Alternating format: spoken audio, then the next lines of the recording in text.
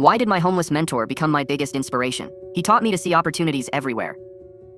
My homeless mentor taught me that trash is just treasure nobody wants yet. I met Eddie 3 years ago when I was scraping by as a Starbucks barista, watching him collect discarded furniture from the dumpsters behind luxury apartment complexes on Riverside Drive. This 72-year-old janitor had been living in his beat-up Honda Civic for 8 months, but his eyes lit up every time he spotted a solid wood table or vintage lamp. Something felt different about Eddie, compared to other people I'd met on the streets. While I saw garbage, he'd run his weathered hands along chair legs and whisper about craftsmanship and hidden value. My stomach dropped when I realized he knew more about antiques than most dealers I'd encountered. He'd mutter things like, "That's genuine Haywood Wakefield," while pulling a dusty dresser from behind the Morrison building. The mockery started immediately when I began following Eddie's advice and investing my entire $1,200 savings into refinishing discarded furniture. Real estate agent Karen Mitchell laughed in my face at Murphy's auction house, saying, "You really think you can make money off literal garbage?" Her colleague Brad Stevens chimed in with, "Maybe try a real job instead of playing in dumpsters." Week after week, they'd see me bidding on estate sale leftovers and damaged pieces, rolling their eyes and whispering.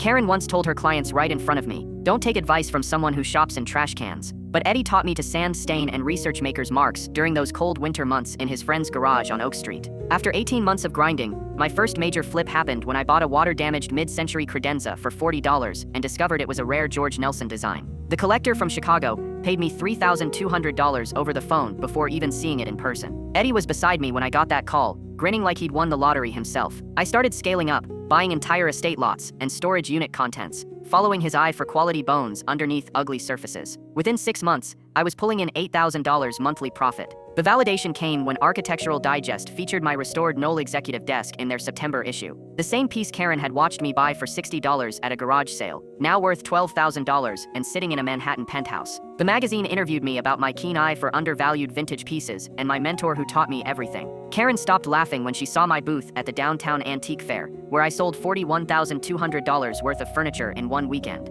Brad actually approached me last month, asking for buying tips. My portfolio is now worth $156,000, and I've got a waiting list of interior designers begging for my finds. Eddie's got his own apartment now on 3rd Street. Turns out trash really is just treasure that hasn't found its person yet.